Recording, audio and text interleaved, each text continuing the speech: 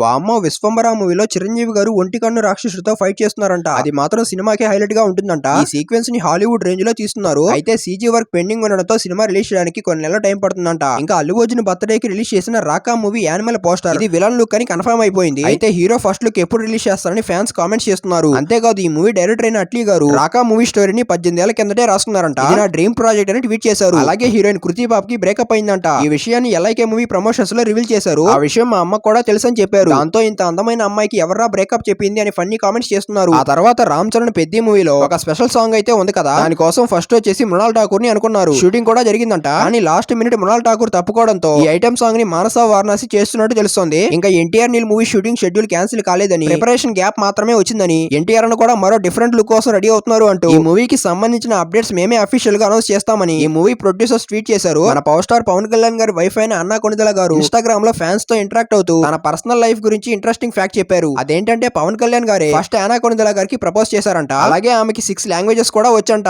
ఈ వీడియో నచ్చితే లైక్ చేయండి, షేర్ చేయండి. అలాగే మన ఛానల్ ను సబ్స్క్రైబ్ చేసుకోండి.